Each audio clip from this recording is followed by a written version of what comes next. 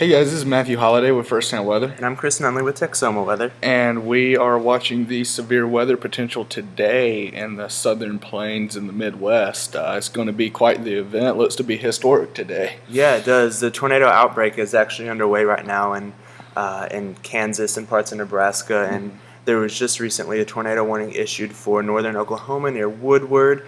If you recall, they were impacted by a tornadic storm actually last week with very large hail.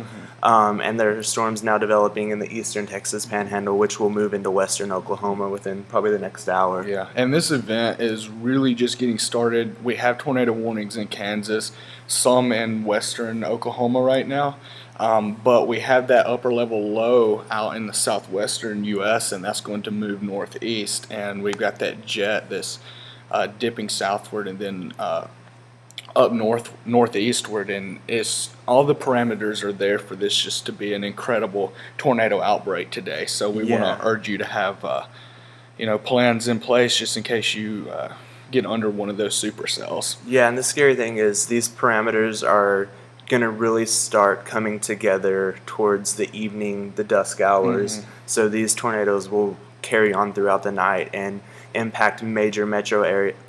possibly impact major metro areas such as Norman, Oklahoma City, Wichita, Kansas City. So there are major metro areas that could be affected by these possibly tornadic storms. And these aren't just any tornadic storms. Like, they could definitely produce EF2 or greater tornadoes. Well, we're going to go through and show you some of the parameters that's making this a potentially historic outbreak. I'm going to show you the tornado probability map. This is the latest tornado probability map, and you can see that 45% area. That means that there is within a 25-mile radius. There could be a tornado. 45% chance of tornado in the hatched area. In all of this hatched area, it's a 10% chance that there will be an EF2 or greater. So, large, expensive area. This area, some of these areas, they put out a high risk 2 days in advance, and that's only been done once out of all the outlooks that they've put out. So that just kind of shows the seriousness of what everyone has been thinking this tornado outbreak is capable of doing. Yeah, this is a potentially very dangerous situation, and it's only evolving right now. It's going to get way worse than it currently is, so people need to have a plan. And we'll show you, this is 500 millibar heights, this is the NAM, and this shows you that we're going to have, this is the jet, and you can see that low as it moves northeast, and you can see that just incredible shear that we're going to have with this, and then you're going to have that low level jet really kick in. It's going to be an overnight, not into the overnight hours. That's what's going to make this dangerous. So it's not just going when the sun goes down. It's not just going to. Yeah, it's only going to get worse as the sun goes down. The low-level jet is going to kick in and really feed those storms in Kansas and Oklahoma. It could be a very, very dangerous situation. So, again, you need to take action and prepare. Find out where your local shelter is that you can go if you don't have a safe place in your home. Now we'll just run through some of these quickly run through some of these parameters here, and this is just a satellite view. This was as of 1 p.m. and then we can go ahead and move to 3 p.m. and as you can see, you really start getting clearing out in western Oklahoma.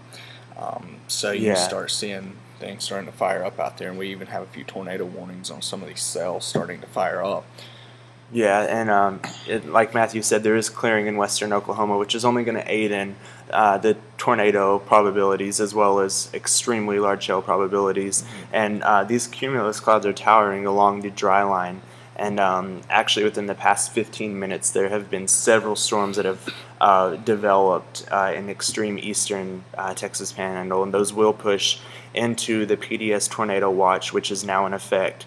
So people from Woodward down to Altus, you need to be on the lookout over the next 2 or 3 hours because these storms are quickly going to become severe and likely become tornadic. So you need to take action right now. And pulling back up that tornado probability map, I almost would have extended that even more to the south, I would think. I think they were being a little cautious just because, which the SPC, they do an amazing job and I commend them, but I think they were being really cautious because they weren't sure exactly how many storms would develop in this area because some of the models were struggling with showing thunderstorm development. They showed the parameters, but they really weren't initiating storms, but now it's looking at current radar, the storms are developing, so I do agree. I think they could have extended that a little bit further south and westward, as well as even extended some of that 15% risk down into northwestern Texas, because if a storm breaks through the cap in Texas, which is probably going to happen due to the clearing that's kind of slowly eroding that cap,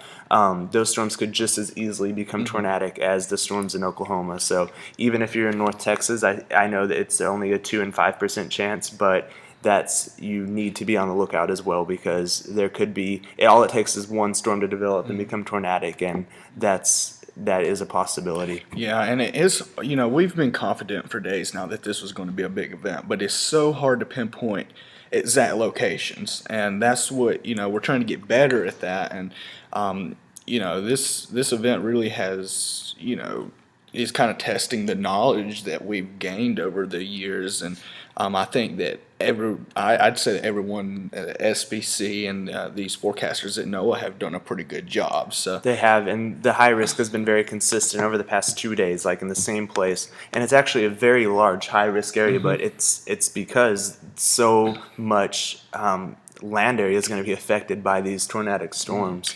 And let's just show some parameters. This is Kate. This shows the instability, which will allow storms to basically initiate. Yeah, it's pretty much the energy that the storms need to sustain themselves and become severe. You can see there's 4,000 Cape out in extreme eastern Texas Panhandle and western Oklahoma, and they still have a few more hours of heating out there, so we could definitely increase that the Cape values, and again, this is going to help sustain those storms into the night as well. And I don't have a shear map, the wind shear map up, but also it's important to note that the shear will increase at the different levels of the atmosphere. Especially as we get into the evening hours and that low-level jet kicks in, we'll have winds turning with height. And so here's the current significant tornado parameter, and this is where it's the highest, and kind of cut it off up into Kansas, but this is the area, western Oklahoma, it's really high, and this takes into account a lot of shear instability, a lot of these parameters that we look at, and then it gives us this map so we know where the highest tornado threat is. Yeah, and this will actually throughout the evening will slowly adjust and shift, and actually probably even increase. So I'd say it would increase probably in some of these areas. The main body of Oklahoma and northern Texas, southern Kansas, you really, really need to stay on high alert. And by the way, 6 is really high. That's very high. That's really high. So that's something to take into account. And this is I pulled this off of Mesonet, and these are extremely high dew points here. And the thing with this moisture is it's not shallow moisture; it's very deep moisture. The Gulf, the high that was over it, has moved eastward, and we are just getting an influx of moisture. These dew points are dew points really reminiscent of Houston and Brownsville type dew point temperatures. These are very, very high for April 14th. And you can see where that dry line is. Yeah, it's really starting to punch eastward. So I think this is all we've got to show, other than this is just a closer look at the upper level low that's going to move northeast, and that's going to be a big player in tonight's severe weather outbreak and potentially historic tornado outbreak. Yeah, and this upper low actually did produce a tornado in California yesterday. So that just goes to show how strong this low is. It did produce a tornado in California. So and this is a very dangerous situation. You need to have a plan in action and keep alert with first-hand weather, Texoma weather, the National Weather Service, your local TV meteorologist. You just need to have several sources, even a weather radio. That's one of the best things to have. You just need to stay alert today. And we'll show you the tornado probability map just one more time. Here is the latest tornado probability map. Like Chris said, we'll keep you updated throughout tonight, and we'll give you constant coverage. So. Yeah, actually, and let's try one more. Let's show cities included as well as counties. Okay, we'll let's do see that if just I can- so, because I know a lot of people always ask, like, is my county included? So Yeah, that's understandable. Let's just pull it up right here.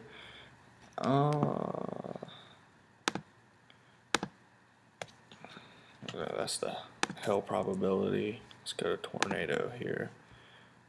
And yeah. here we go. Here's the cities. Yeah, here, like this way you can see if your city is included. Again, several metro areas are included, including Tulsa, Oklahoma City, Norman, Wichita Falls could get in on the action, Altus, Lawton, Wichita, Kansas, Kansas City, so many major metro areas, and show them the counties as well, really quickly. That'd be right here. Right there. Counties. Here we go. Bam. I know it's kind of hard to see, but maybe this will give you a little bit of a better idea of if your county is included. So here you go. And also, let's show radar really quickly. Okay, let's do it. We'll Where do see. you want Let's to pull it up at? wherever. Okay. We'll just see how the storms are looking in the Texas Panhandle. Spelled Norman wrong, but okay, let's see. Yeah, and we have some tornado warnings Yep. up here. That's where I was talking about. Their site is a little. One for Woodward. We'll just click on that and see what that's doing. Here we go. This is what we want here. We'll just take and these are really ramping up now. Look at that one going into Kansas like and that. these storms, they're going to be likely long-lived supercells. So Enid, Stillwater, you need to watch out for these storms. Ponca City, they're heading your way, and they're only going to maintain their strength, if not strengthen. So be on the lookout, you all you OSU students. You need to keep alert to this. And this is a very volatile situation and environment. Yeah. Let's go look at the Eastern Texas Panhandle. Yeah, okay. Should we zoom? Let's see if we can. Yes, look at that. They're in these storms right here that are in the this is Eastern going to Texas. go into like Yeah, these to areas, Oklahoma City. Like, so you need to OU students watch out. yes, again, I know there are several outdoor events tonight, several events going on tonight as well with extracurricular activities here. You need to be alert, OU. We were impacted by a tornado yesterday, and it's not out of the realm of possibility to be hit by another tornado It tonight. can happen. It can. I'm not saying it will happen, but you just need to take your precautions.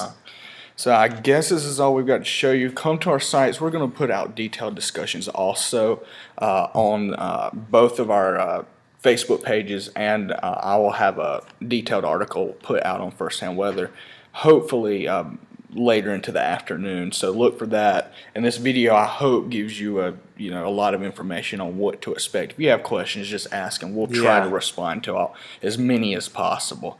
So stay tuned and have a great day. Thanks, you all.